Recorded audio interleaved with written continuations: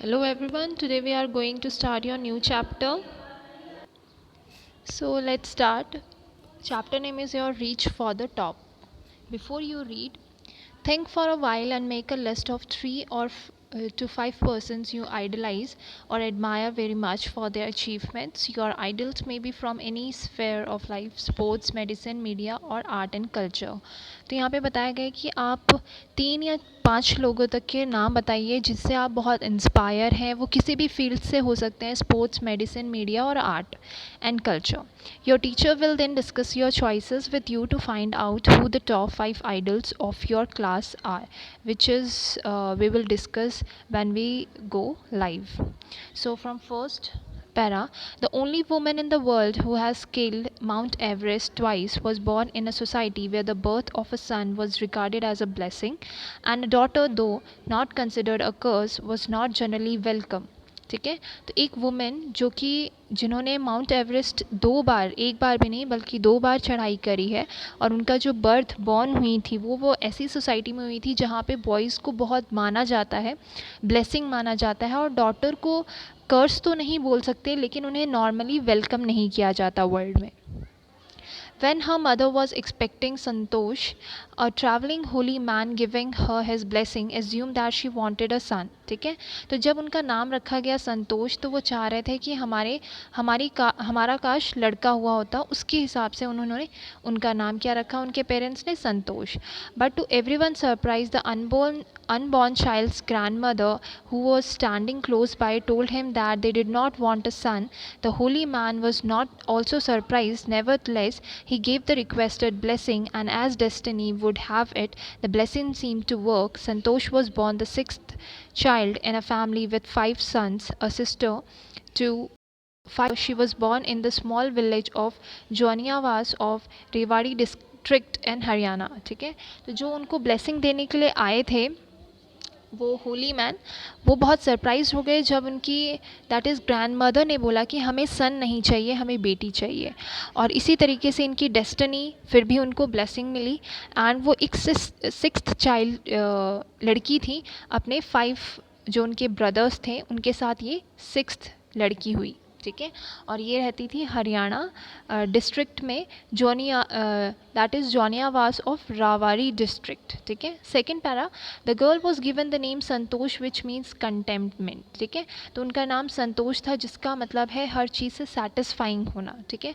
पर Santosh was not always content with her place in a traditional way of life. She began living life on her own terms from the start. Where other girls wore traditional Indian dresses, Santosh preferred shorts.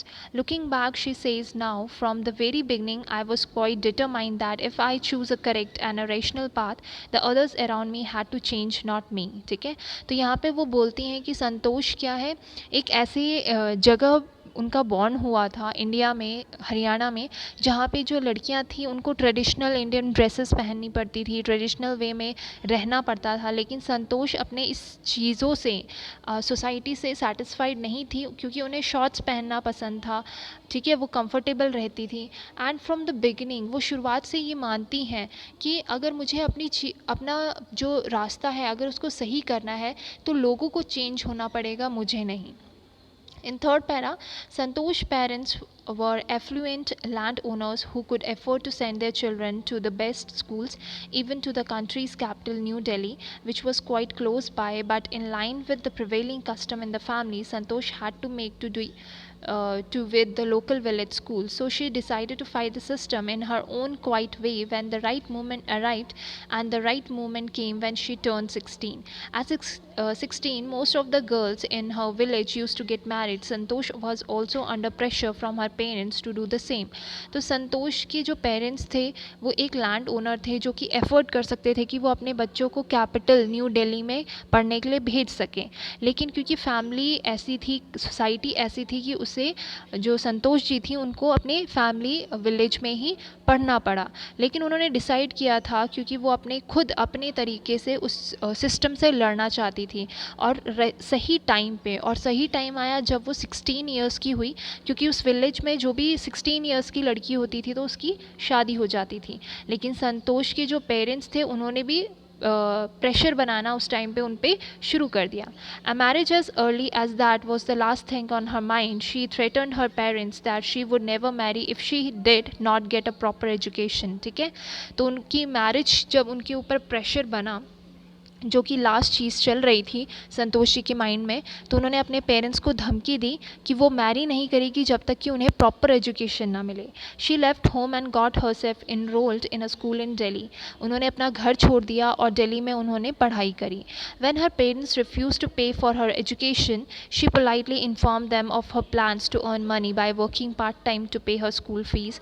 Her parents then agree to pay for her education. ठीक है, उनके parents ने जब refuse कर दिया कि हम तुम्हारी एजुकेशन के लिए पैसे नहीं देंगे, तो उन्होंने बहुत ही प्यार से पोलाइटली उन्हें समझाया कि मैं पार्ट टाइम जॉब करूंगी और उससे मैं अपने लिए स्कूल का फ़ीस इकट्ठे करूंगी.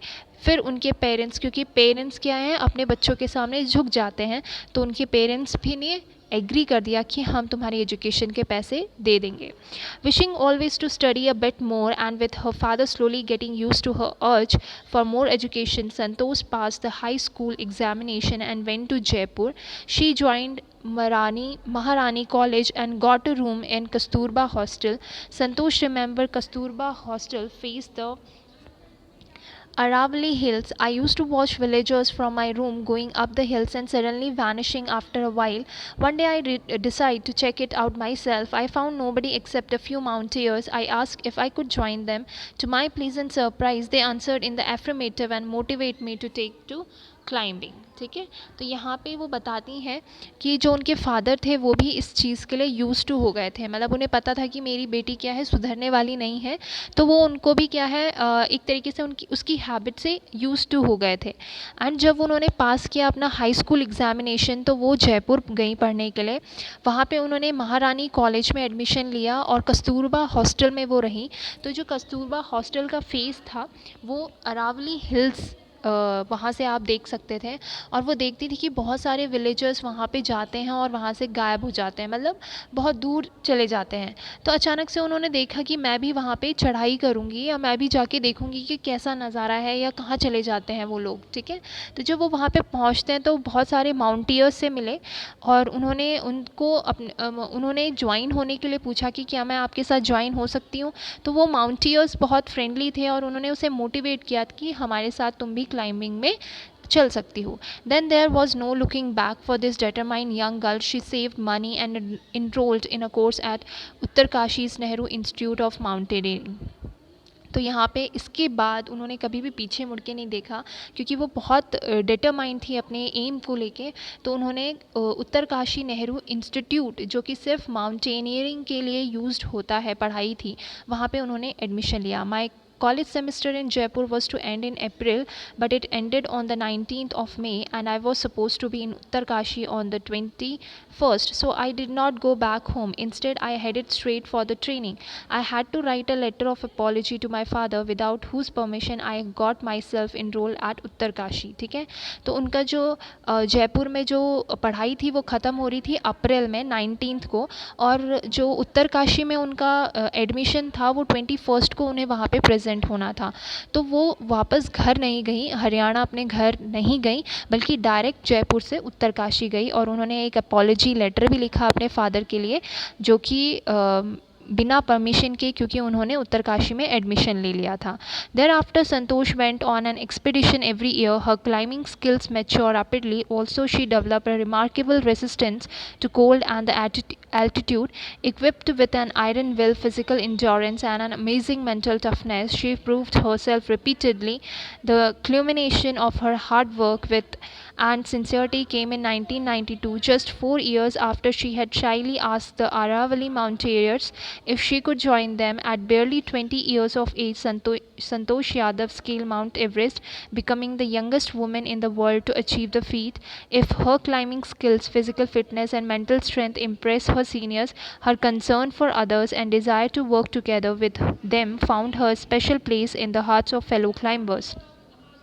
उसके बाद जो संतोष थी, उन्होंने अपनी क्लाइंबिंग को बहुत अच्छे तरीके से सीखा, मैच्योर्ड हुई उसमें. उन्होंने सीखा कि physical endurance and amazing mental toughness की ज़रूरत पड़ती है, और उन्होंने वो प्रूफ भी किया.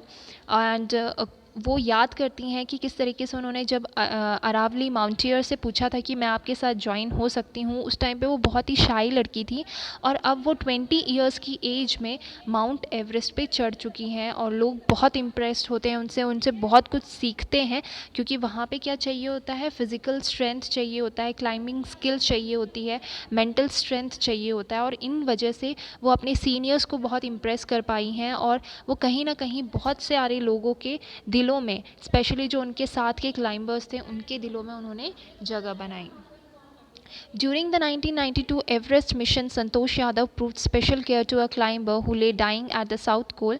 She was unfortunately unsuccessful in saving him. However, she managed to save another climber, Mohan Singh, who would have met with the same fate had she not shared her oxygen with him. ठीक है, during 1992 में Everest mission में ही संतोष यादव ने special care climber जो कि जिनकी death होने वाली थी, ठीक है, उनमें से 2 लोगों की डेथ होने वाली थी लेकिन उसमें से एक को ना नहीं बचा पाई, लेकिन दूसरे को उसने अपने ऑक्सीजन दे के किसी तरीके से बचा लिया। ठीक है, दैट इज़ मोहन सिंह जिसको उन्होंने सेव किया।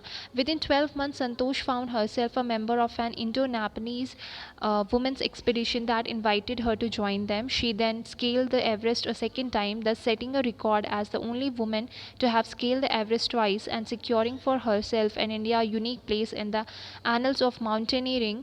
In recognition of her achievements, the Indian government bestowed upon her one of the nation's top honors, the Padma Shri. ठीक है, और 12 मंथ्स के अंदर वो एक मेंबर बन चुकी थी, that is Indo Nepalese women's expedition की, और उन्हीं के साथ उन्होंने सेकंड बार एवरेस्ट की चढ़ाई करी और वो पहली महिला थी जिसने कि एवरेस्ट की 2 बार चढ़ाई करी है और उन्होंने अपने को और इंडिया को एक बहुत ही अलग प्लेस में खड़ा कर दिया, मतलब बहुत ही ऊंचे दर्जे में खड़ा कर दिया और इसकी वजह से गवर्नमेंट ने उन्हें nation's tops honour that is Padmashri में अवॉर्ड किया।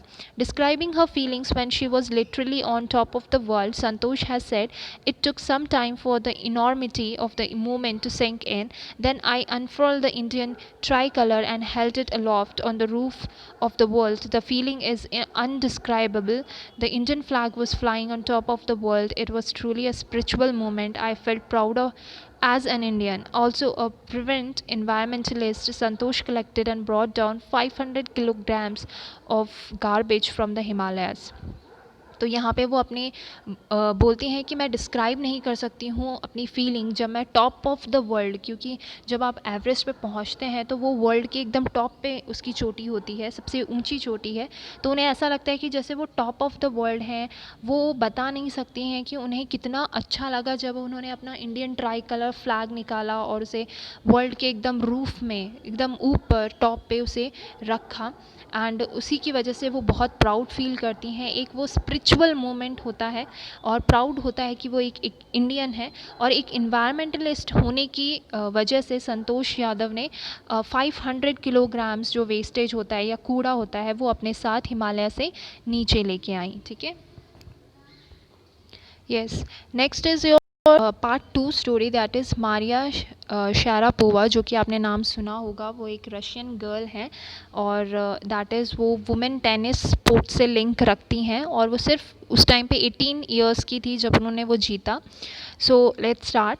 There is something disarming about Maria Sharapova, something at odds with her ready smile and glamorous attire, and that something in her lifted her on Monday 22 August 2005 to the world number 1 position in women's tennis. All this happened in almost no time. Poised beyond her years, the Siberian-born teenager took just 4 years as a professional to reach the pinnacle. ठीक है, तो there is something कुछ Maria Sharapova में था जो कि बहुत अलग था, उनकी स्माइल, उनका ग्लैमरस अटायर, ठीक है, जिससे कि उन्होंने मंडे 22 अगस्त 2005 वो नंबर 1 पोजीशन में आई वुमेन टेनिस में, और वो एक साइबेरियन बॉर्न टीनेजर थी, मतलब आप लगा सकते हैं वो 20 ईयर्स की थी जब वो की इस प्रोफेशन में सबसे टॉप पे आई।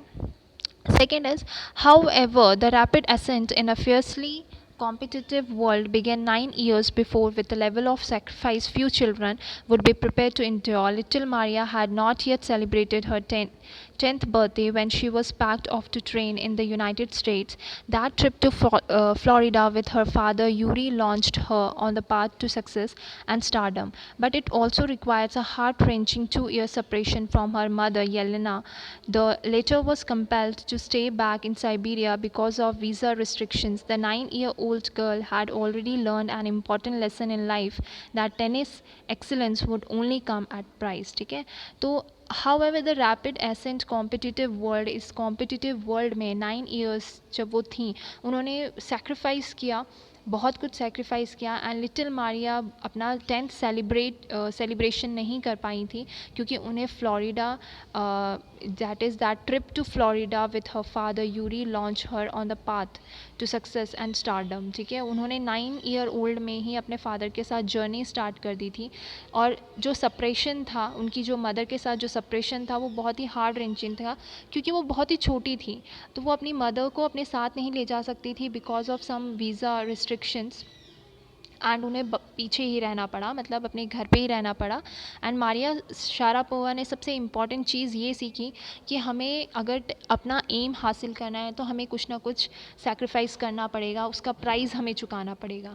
आई use to be so lonely, Maria Sharapova recalls. I missed my mother terribly. My father was working as much as he could to keep my tennis training going, so he couldn't see me either. ठीक है, तो मुझे बहुत अकेला महसूस होता था क्योंकि मैं अपनी मदर को मिस करती थी. मेरे फादर फ्लोरिडा में शिफ्ट हुए थे मेरी टेनिस ट्रेनिंग के लिए, और फादर हमेशा काम पे लगे रहते थे ताकि मेरी टेनिस की ट्रेनिंग ना छूटे और मुझे कभी उन्हें देखने का मौका नहीं मिलता था. Because I was so young, I use to go to bed at 8 p.m. The other tennis peoples would come in at 11 p.m. and wake me up and order me to tidy up the room and clean it. ठीक है, तो मैं छोटी थी सबसे, तो मैं 8 बजे सो जाती थी और जो मेरे सीनियर्स थे वो 8 बजे आते थे और 11 बजे आते थे और मुझे जगाते थे और सब काम करने के लिए बोलते थे रूम का. Instead of letting that depress me, I became more quietly determined and mentally tough. I learned how to take care of myself. I never thought of quitting because I knew what I wanted. When you come from nothing and you have nothing, then it make you very hungry and determined. I would have put up with much more humiliation and insult than that to steady fastly pursue my dream. तो instead of ये चीज़ें मुझे depress करने की जगह मुझे और motivate करती थी. मैं मेंटली बहुत टफ़ हो जाती थी, मैं बहुत कुछ सीखती थी. I never thought quitting. मैंने कभी सोचा नहीं कि मैं क्विट करूँगी क्योंकि मुझे पता था कि मैं क्या पाना चाहती हूँ. जिसके पास कुछ नहीं होता, जो कहीं से नहीं आता है, ठीक है, उसको वो क्या होता है, हंग्री एंड डिटरमाइंड होता है. उसे अपना ऑब्जेक्टिव कैसे ना कैसे अचीव करना होता है. तो इतनी ह्यूमिलेशन एंड इंसल्ट के बाद भी मैं अपनी जगह डटी रही. That toughness runs through Maria even today. It was the key to her bagging the women single crown at Wimbledon in 2004 and to her meteoric rise to the world number 1 spot the following year. और इसी toughness की वजह से मारिया आज number 1 इस tennis sports में number 1 है, and उनको क्राउन मिला है विम्बलटन इन 2004 का कि वो हमेशा जीतती हैं. While her journey from the frozen plains of Siberia to the summit of women's tennis has touched the hearts of tennis fans for the younger herself, there appears to be no room for sentiment. The straight looks and the answer she gives when asked about her ambition make it imply clear that she considered the sacrifice were worth it. I'm very, very competitive. I work hard at what I do. It's my job. This is her mantra for success. ठीक है, तो वो बहुत ही उनका जो journey रहा है वो स्ट्रेट फॉरवर्ड रही हैं. कभी भी उनसे पूछा जाता है कि आपको आपके हार्डवर्क कैसा रहा, तो वो हमेशा स्ट्रेट फॉरवर्ड रही हैं. वो बोलती हैं I am very very competitive. मैं बहुत कॉम्पिटिटिव हूँ, मैं वर्क हार्ड करती हूँ बिकॉज ये मेरा जॉब है. Though Maria Sharapova speaks with the pronounce American accent, she proudly parades her Russian nationality. Clearing all doubt she says I am Russian. It's true that the US is a big part of my life, but I have Russian citizenship. My blood is totally Russian. I will play the Olympics for Russian if they want me. ठीक है, तो Maria Sharapova बोलती हैं, वो बहुत ही American accent है उनमें जब भी वो प्रोनाउंस करती हैं, लेकिन वो बहुत प्राउडली बोलती हैं कि वो एक रशियन नेशनैलिटी है और वो रशियन की सिटीज़नशिप है, उनका ब्लड में रशियन है. ठीक है, हालांकि अमेरिका बहुत बिग पार्ट है उनकी लाइफ का, लेकिन जब भी उन्हें मौका मिलेगा ओलंपिक्स में खेलने का तो वो रशियन की तरफ से खेलेंगी. Like any number of teenage sensation, Maria Sharapova lists fashion, singing, and dancing as her hobbies. She loves reading the novels of Arthur Conan Doyle. Her fondness for sophisticated evening gowns appears at odds with her love of pancakes with chocolate spread and frizzy orange drinks. तो वो normal लड़कियों की तरह है, उन्हें fashion, singing and dancing पसंद है, उनकी हॉबीज़ हैं, उन्हें नॉवेल्स पढ़ना पसंद है, उन्हें gowns, complicated sophisticated gowns, evenings पसंद हैं, एंड उन्हें chocolates spread and frizzy orange drinks खाना पसंद है. Maria Sharapova cannot be pigeonholed or categorized. Her talent, unwavered desire to succeed, and readiness to sacrifice have lifted her to the top of the world. Few would gauge her the riches she is now reaping. This is what she has to say about her monetary gains from tennis. Of course, money is a motivation. Tennis is a business and a sport. But the most important thing is to become number one in the world. That's the dream that kept me going. तो यहाँ पे वो बताती हैं कि Maria Sharapova है जो वो कभी भी अपने आप को कैटेगराइज नहीं करती हैं. उनका जो टैलेंट है, जो डिज़ायर है, जो सक्सेस है, वो सैक्रिफाइस, उसके लिए वो सैक्रिफाइस करने के लिए तैयार हैं. उनको किसी चीज़ का एक तरीके से बोल सकते हैं कि दुख नहीं है, सैडनेस नहीं है. और वो पैसों की, अगर मॉनिटरी गेन्स की बात करती हैं, पैसों की बात करती हैं, तो वो सीधा बोलती हैं कि ऑफ कोर्स मनी एक मोटिवेशन टर्म है, लेकिन एंड टेनिस क्या है, एक बिज़नेस है, एक स्पोर्ट्स है, लेकिन सबसे बड़ी चीज़ मेरे लिए क्या है, दैट इज़ नंबर वन होना पूरे वर्ल्ड में. ये मेरा ड्रीम था और मैं इसे आगे भी ऐसे ही रखूँगी. So these are the two stories about Santosh Yadav and Maria Sharapova, जिन्होंने अपनी लाइफ में बहुत स्ट्रगल किया और नंबर वन बनी. ठीक है. Next, your story is, that is poem on killing a tree, right? You must have observed people cutting down trees, but can they kill a tree? It is easy to do so. Let's read the poem and find out what the poet say on killing a tree.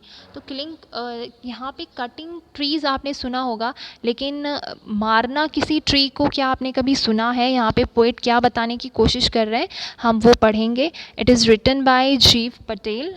ठीक है. So let's start with the first stanza.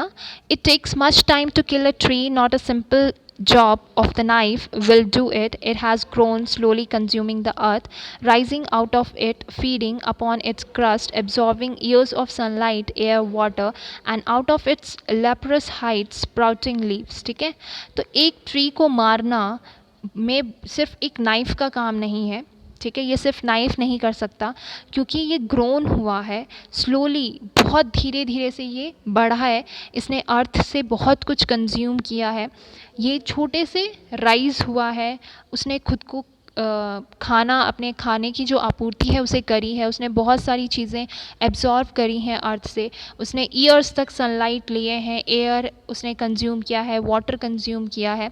And of its leprous height sprouting leaves, और जब वो leaves देता है, जब तक उसके लीव्स बनते हैं, ठीक है, ये क्या है, बहुत ज़्यादा टाइम लेता है. आप किसी भी ट्री को ऐसे ही नहीं मार सकते.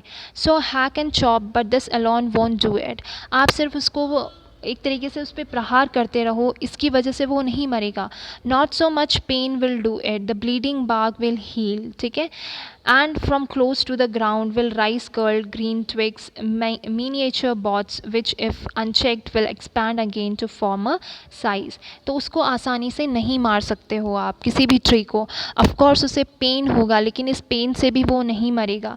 उसको ब्लीड होगा, लेकिन इससे भी वो हील हो जाएगा. वो ग्राउंड के एकदम नीचे पहुंच जाएगा, मतलब आप उसे इतना काटोगे कि वो एकदम छोटा हो जाएगा, लेकिन फिर भी क्या है, वो छोटे छोटे ट्विग्स उसमें दोबारा आएंगे. ट्विग्स मतलब टहनियाँ. ठीक है. वो एकदम मिनिएचर बनेगा, छोटा, एकदम छोटा सा पेड़ बनेगा, लेकिन क्या होगा, वो धीरे धीरे करके एक्सपैंड होगा और दोबारा से अपना वही साइज़ ले लेगा. No, the root is to be pulled out of the anchoring earth, it is to be rope tied and pulled out, snapped out, or pulled out entirely out from the earth cave, and the strength of the tree exposed, the source white and wet, the most sensitive hidden for years inside the earth. ठीक है, no लेकिन जब आप बात करते हैं roots की, जब वो रूट से बाहर निकलता है, रूट से आप उस चीज़ को बाहर निकालते हैं जो इतने सालों तक अर्थ के अंदर था, वो बहुत ही अंदर था, आप उसे पुल करते हैं, मतलब खींचते हैं पूरी तरीके से, आप उसे बाहर निकाल देते हैं, खींच के बाहर निकाल देते हैं, आउट फ्रॉम द अर्थ केव, जो अर्थ का केव है, ठीक है, उससे आप बाहर निकाल देते हैं, तो वो ट्री क्या है, पूरे तरीके से एक्सपोज हो जाता है, हमें पूरे तरीके से दिखाई देता है कि एक्चुअल में ट्री कैसे दिखती है। उसका जो सोर्स है, मतलब जो रूट्स होते हैं वो वाइट और गीले होते हैं, वो बहुत सेंसिटिव होते हैं, वो इतने सालों से छिपे हुए थे अर्थ के अंदर। Then the matter of scorching and choking in sun and air, browning, hardening, twisting, withering, and then it is done. तब जाके क्या होता है, आप उसको तोड़ते हो, मरोड़ते हो, एंड इस सन एंड एयर में वो ब्राउन होता है, हार्ड होता है, ट्विस्ट करते हो उसे, विदर्ड करते हो, ठीक है, दैट इज़ ड्राई करने के लिए छोड़ देते हो, क्योंकि अब आपने उसे रूट से निकाल दिया तो उसको अब पानी नहीं मिलेगा, तो तब वो बहुत बुरी तरीके से सूख जाता है, क्योंकि उसको पानी नहीं मिल रहा है, वो सन की धूप में वो पड़ा रहता है, तब जाके काम होगा, तब जाके उसकी डेथ होगी। तो यहाँ पे बताया गया है कि सिर्फ पेड़ काटना ही किलिंग नहीं होता है, आप उसे जब जड़ से निकाल देते हो अर्थ से, तब उसकी रियल में क्या होती है, तब आप रियल में उसको मार रहे हो, जब आप उसे जड़ से निकाल देते हो। If you have any doubt regarding this poem and the chapter, you can freely ask me. Thank you everyone.